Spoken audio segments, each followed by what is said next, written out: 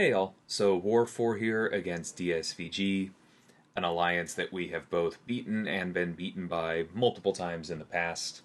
Gonna have to be on our A game. I am once again taking a pretty heavy war. As I said previously, this is not me trying to hog fights. I was actually literally trying to assign a lighter war, and I was like, okay, and where do I go in section 2? And okay, and then, oops, 9 fights. So it happens. But I think this is probably the best Terrax takedown I've ever had with Carl. If I remember correctly, this one was 14 seconds. Yep, there we go. And it's just, that's as good as it gets. We don't really bother with any light intercepts or anything. You just stay on him and you medium, light, medium immediately. Because even though you don't have as many of the vulnerabilities, the fact that you get those incinerates rolling right away and then you just keep refining also keeps your health up because you don't have time to lose as much. Yeah, that was about perfect. Now, this fight against Havok, I admit I was very lightly nervous for. Because for those of you who tested things in the off season, you may, like when the tactic was still busted, you may remember that Havok was one of the scariest defenders. Now, I knew that on paper, everything about this fight should stay completely under control. iDoom is a very, very good counter to this. Um, but I had heard stories of how bad Havok specifically on this node was, and so I wasn't really taking any chances, and so you'll just see me playing this extremely slowly. I think I only get one poison on me the entire time. I am taking my time, backing up when he's in poison mode, getting more aggressive when he's not, but also trying to avoid these special ones, which you're also seeing me be a little bit passive because of that. You see, I go for the heavy here because I don't want to keep that shock on him and continue to feed charges. That does give us one poison, but then we also have the plasma build up on us, and so that's going to help us heal right back. And we just wait for Incinerate to come back around, and then we throw this right here. I don't think he ever gets over 2 bars because of the combination of our Power Burn and Power Focus 1. And that's fine, because our damage would be better if we got him over 2 bars, but that also means that I'm not worried about him gaining too much power, which used to be the primary concern here. So really happy with how this is going. I've been keeping an eye on the timer. This isn't quick. We're 2 minutes in, but we are at 100% health, and he hasn't crossed 2 bars. If you're fighting Havok and there's no possibility of armor breaks in the fight, that is about as good as anything can possibly go. And so I'm just settling in to close this out the same way. Don't really care how much I block. I'll get the reparries when I can get them, but it doesn't really matter. I've practiced against his heavy enough. I'm comfortable evading him in the corner, because that's basically the one way that we could die. It's not likely that we'll get more plasma buildups on us, so him landing a heavy wouldn't kill us instantly, but it would hurt, and it's not something we want to let happen. Moving on to Nick here, I've taken this fight before. I think it was actually a bit easier in Planetary Endurance, as I called out a few times then, because it was so easy to get Nick to 2 bars of power and just keep him there while you rinsed things. Little bit trickier now if you don't want him to throw the special one, which I really would prefer he doesn't. But because we are still immune to both halves of Hazard Shift, we are having no trouble pausing. This was basically the one time in the fight that I was like, you gonna throw it? But then he does. You go in, I do, that's right. I knew I would get to my special 2, and that's why I didn't care about pushing him unblockable, because the special 2 has enough hits to get him over 20 and remove it. I actually almost missed that watching back, because I was watching his power more than mine. So right there, you see that as long as I can take him over 16, I'm not too worried about the special one. I've heard people say it's hard-coded, that Nick will not throw the special one above 16 charges. I haven't actually looked at the code to confirm that yet, but it is certainly, at minimum, extremely uncommon. And so that does feel pretty safe to me to push him to 19. And same as with planetary endurance, even if we have to be a little bit more careful about how we count, pushing him to 2 bars over and over and over again is how we close that out, and that's a very safe fight for Carl. We move on to Void here. This is a big Void. It's thankfully only a rank 4, not a rank 5, since we are also using a rank 4, but it's Void on this node. Anything that gets through is going to sting. I'm going to try and stay on top of my combo. I think I do mess it up once or twice here, but we really do not want to get hit with a special. Those of you who've been around long enough, you know that if I mess up against Void, it's probably getting hit with the special one when I get a little bit careless. That's how I've lost the most potions in the past. And with the aggression prowess node here, I really do not want that to happen. And so, with that in mind, that's kind of why I haven't been super aggressive, and I didn't get that debuff off myself as quickly as I could. So I have definitely taken more damage here than I would have liked. It is what it is. That's what potions are for. I'm still doing okay on loyalty and items this season. But we definitely could have played that a little bit better. Now, I could have thrown the special 1 there, and I would have gotten over 40 faster and gotten the debuff off me faster. But I have decided, even with him throwing that special into my block, that was super fun. I've decided that it is better for me to make sure I have damage from my special 2 to close out the fight. I actually wasn't hoping to go to the special 3 originally. That was kind of him throwing the special 1 that threw me off there. But because we knew we were getting there, I wanted to make sure I was in aura from the heavy when we threw the special 3 so that we put the energize on both of us. I know that because it didn't send him red, that's going to allow me to get to my special 1 in time to special lock him, and then we have more than enough time on the aura to push him red and throw this special 2, and that is absolutely going to be all she wrote. So I could play that better. I could definitely lose less health, but that is exactly why we sent iDoom there, because it is hard to have a better counter. Moving on to Killmonger here. You've seen me do this a few times with Carl.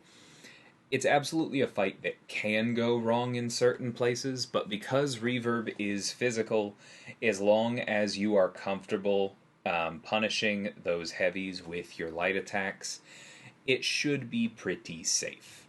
The only other main thing to watch in this fight is where Killmonger's power is when reverb comes off cooldown.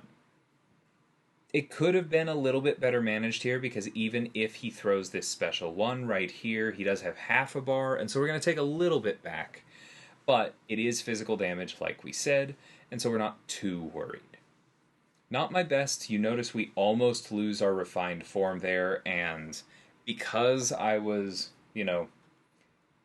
just not controlling his AI quite as cleanly as I could, we didn't get over 150, and so we were not able to get a medium, light, medium, and a regen. We'll get a little bit at the end here, but not quite as much as we could. There we get it. We're at 97%, so it's not a big deal, but just calling out the nuances of this fight for when it shows up in a more difficult place. This was basically a diversity placement of a Killmonger. And even with a bad counter, if you play that intelligently, it shouldn't cost you more than a potion or 2. I think it was purely there to make things a little bit harder for either probably Infamous Iron Man, because Killmonger isn't even a hard fight for Nimrod. I don't know. Killmonger has definitely fallen off on defense. There are more counters these days. Poor guy. But this Domino, I hate Domino so much. iDoom does have the advantage of being completely shock immune on this node. And that is one reason that he can be a little bit safer than Nimrod, because you don't have to worry about getting an Odin or basically operating on half health because of the EMP mod damage. But the flip side is he is not immune to ability accuracy reduction against mutants, and therefore pretty much everything you do can still fail because it is Domino, and that is how she works, and that is why we hate her. And that is why I am not going for the heavy charge off of my shocks. Being in the aura would give us bigger immediate red numbers on our special 2s, but I don't care. Because I know that those power burns are supposed to be the same potency as the shocks over the course of their duration anyway. And so just throwing the special 2 and landing those shocks is enough damage. Only takes a minute. We take a little bit of crit fail because Domino is evil. We move right on.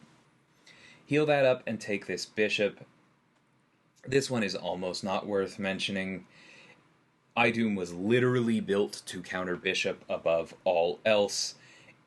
It was elegantly done and an extremely successful mission.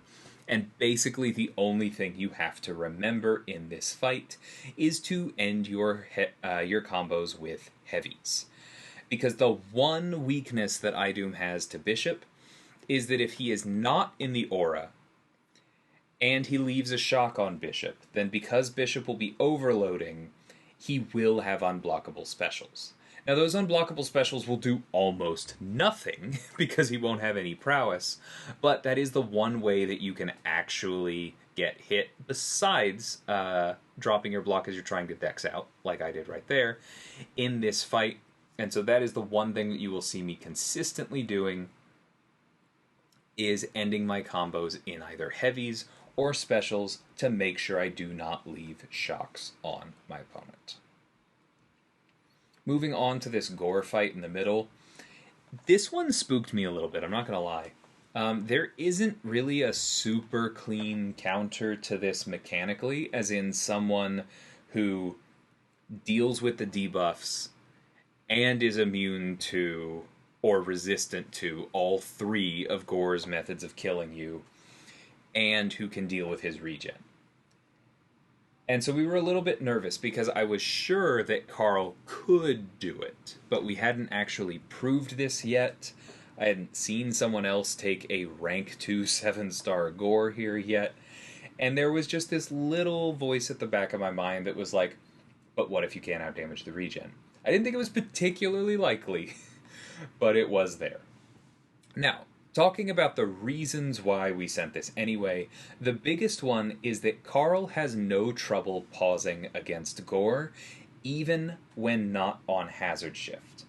You're not going to get much Mystic Dispersion because Gorr's buffs basically never end if you're not Mojo, because they are constantly pausing or refreshing.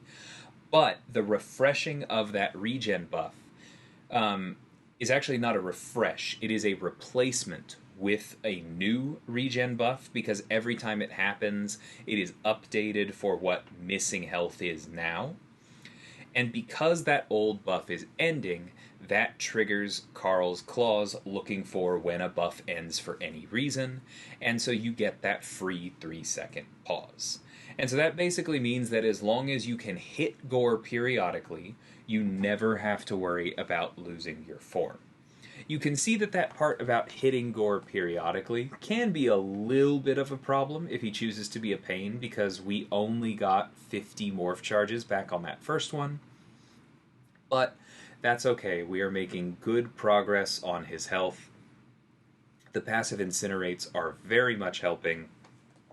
The fact that we can apply them through block as well is helping.